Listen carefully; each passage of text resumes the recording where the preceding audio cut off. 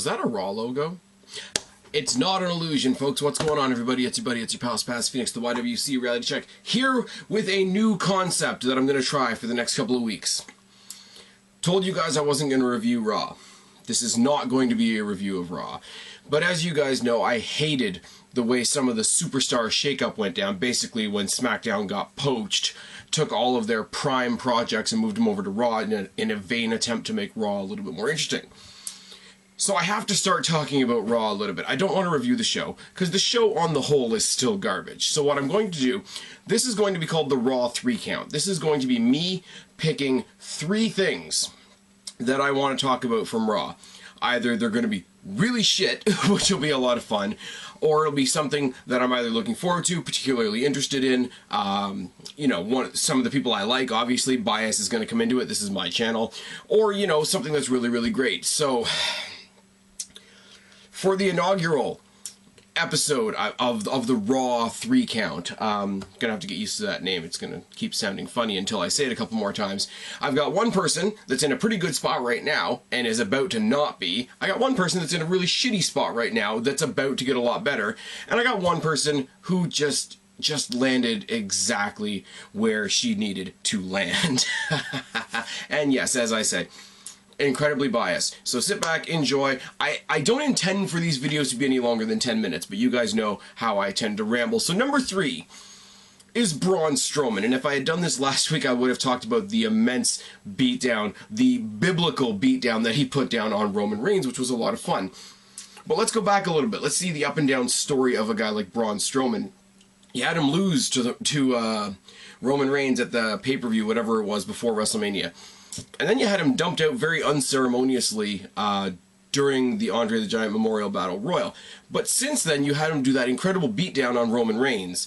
And what you had this week was him going up against the Big Show again, which normally would be a fail. Normally it would be, why are we putting Big Show back in the main event? But these guys proved several weeks ago that they can actually put on a really good match, and these two really push each other to the limit and actually have decent wrestling matches for two guys the size that they are. The downside of that, obviously, is that he's being built up like a monster properly, and they do the big beatdown, they do the big ring collapsing spot this week on Raw as well. Now, I will say that, yes, Big Show and Brock Lesnar did it. Big Show and Mark Henry did it. It's not a new spot. It's still effective, and it still was told at the perfect time. You had a beatdown and a monstrous sort of display of Braun Strowman outside the ring, and then you took that rage inside the ring to somebody much bigger than his current opponent in Roman Reigns. So you're building up this big thing. Yeah, I know. They're going to do the Roman Reigns thing. Oh my God, he's got all the odds stacked against him. How is he ever going to win? And then he's going to go to a house show and spear him with a supposedly separated shoulder. But everything up to the pay-per-view where Roman Reigns is going to squash him, Braun Strowman has been looking pretty fucking beast. Now, not only is he going up against Roman Reigns, who's the company's favorite child at the moment, he did stand face-to-face with The Undertaker and sort of gave him a nod as, you know, a see you down the road type thing, but he did also confront Brock Lesnar. So no, he's gonna get buried when he goes to face Roman Reigns at the pay-per-view. But as soon as you get him away from Roman Reigns, this guy's gonna do something big. He's not gonna be a champion, but he's gonna do something. I don't know what it is. And yes, I know WWE has this habit of really, really wasting opportunities like this, but I can't shake the opinion or the feeling that it won't be a championship, but something big is coming for Braun Strowman in the future. But unfortunately, right now, he's just being built up to be the next tree fell down by Roman Reigns, and that kind of sucks. Because everything you're getting excited for right now is going to be, as I say, the metaphor that I was using a second ago with the lumberjack, it's just going to get cut down. Now, moving on to number 2, you got Bray Wyatt, who, again, is one of those guys that got fucked in the shakeup, because, yeah, he went on just before WrestleMania and got his first championship opportunity. And then he went on against Randy Orton, and it's like, okay, well, this is the perfect opportunity for Randy Orton to put over a brand new talent in Bray Wyatt. Bray Wyatt's going to be a new champion, usher in a new era for that championship. He's going to be cock of the walk on SmackDown Live. But what did they do? They had him lose to Randy Orton, which is special. And there's a 6-pack challenge coming up tomorrow on SmackDown that's not very promising at all. and then you move him to Raw, where there's already a world championship. So when they announced the rematch of Bray Wyatt versus Randy Orton, it's already written in the sand what's going to happen. Oh, we got this big spooky match that we're building up for Bray Wyatt. You know, very Hardy Boys, Delete or Decay-esque is what I can imagine, even though they haven't given us a scrap of an idea what the match is, and I hate that. Now, the last time they did that was when they debuted the Elimination Chamber, when Eric Bischoff said, this is going to be the greatest creation to ever come out of the mind of Eric Bischoff. It's going to harness the mentality of the War Games and the Hell in the Cell and the Royal Rumble. And then we got the Elimination Chamber, which was great, and it has its place in the wrestling year now, which is fantastic. I don't have as much faith in WWE to pull off something like that twice. They haven't told us what it is, unless they tell us tomorrow on SmackDown, but they haven't told us what it is yet, and he's going to lose. It's all in the favor of Bray Wyatt, which means Bray Wyatt's going to lose. It's his match, it's his challenge, it's his rematch, it's his opportunity. But Randy Orton is Randy Orton, and Randy Orton is still on SmackDown. There's no way they're putting Brock Lesnar on SmackDown.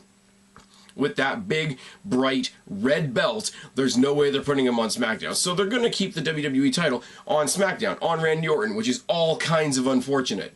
But, yeah, get that out of the way. Struggle through this little, we know he's about to get fucked, and he has a story waiting for him in Finn Balor. Now, he's confronted Finn Balor twice now on SmackDown, or not twice on SmackDown, on Raw, rather. They set the tone for this on the night of the shakeup, which was kind of cool.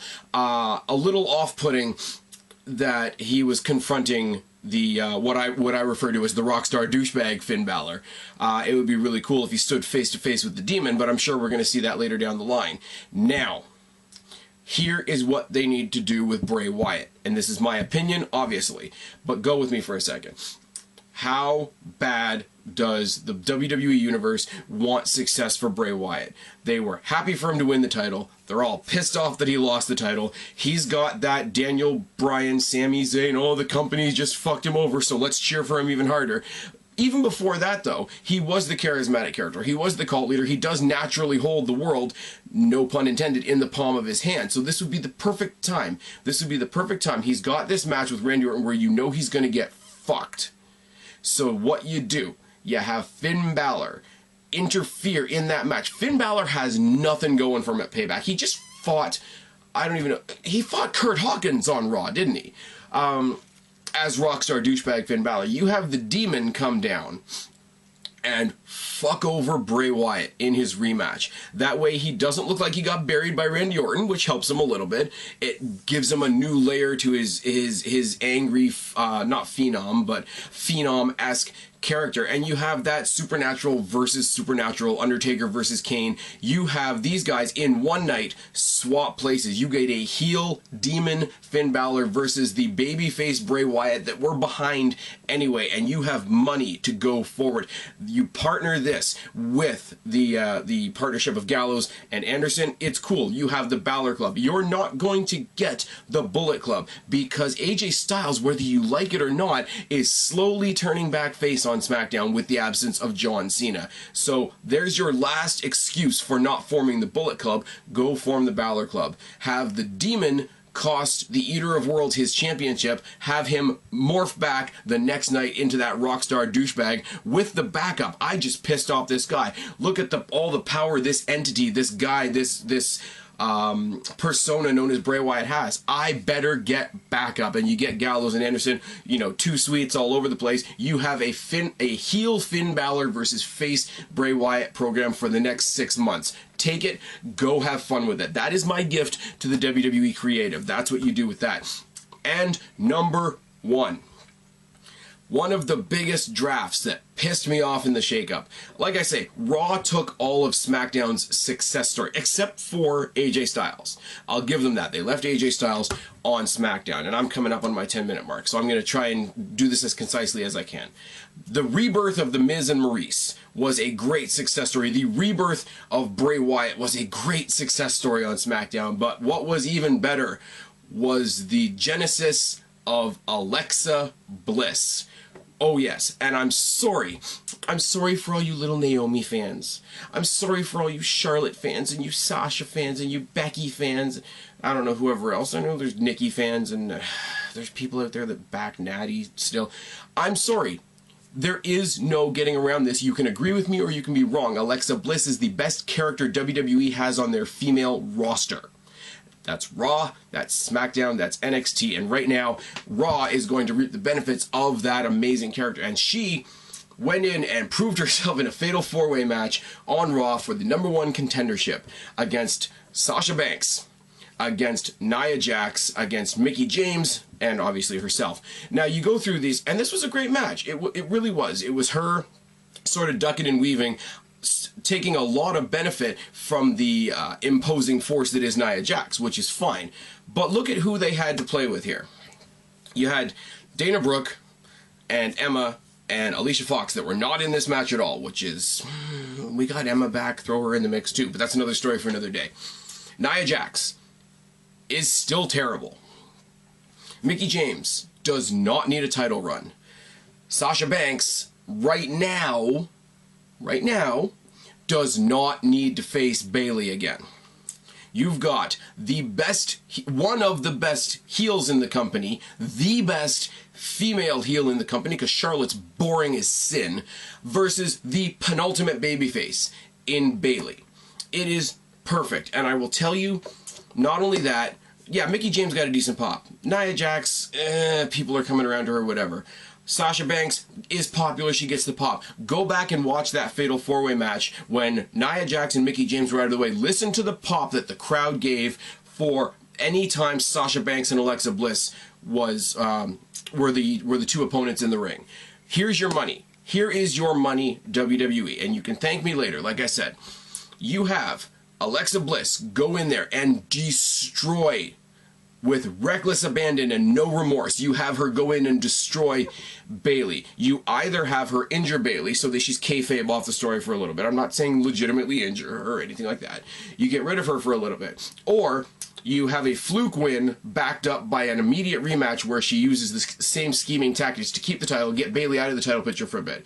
You have the match that everybody really wants to see, Alexa Bliss versus Sasha Banks. You have those girls run a story for a couple of months. Let them trade the title back once or twice if you need to. Don't hot potato it like you did with Sasha and Charlotte, because that was bullshit.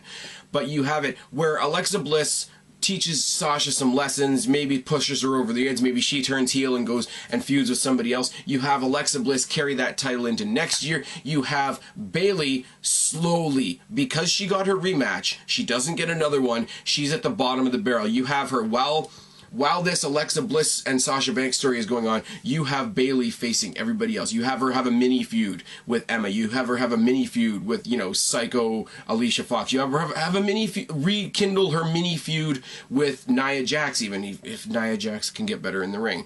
You have it at a SummerSlam or a Survivor Series, or even stretch it out to next year's WrestleMania. You have the evil witch Alexa Bliss that ripped Bayley's heart out, and you have Bayley get her babyface revenge next year's WrestleMania. And yeah, I'm a big fan of Alexa Bliss, but even I wouldn't mind that redemption story. That is what you do. They've set the first step of that story in motion tonight. Will they do what I'm saying? Obviously not. It's way too good for the WWE. But anyways, I hope you guys like this. This is a little bit of a different thing, so I'm kind of rambling a little bit. This is going to be your Raw 3 count. I've been Spaz, your YWC Reality Check. Subscribe up there, talk down there, start a conversation, keep all these conversations going. Don't be a stranger. I will talk to each and every last one of you later, but for right now, I am tagging out. Bye, guys.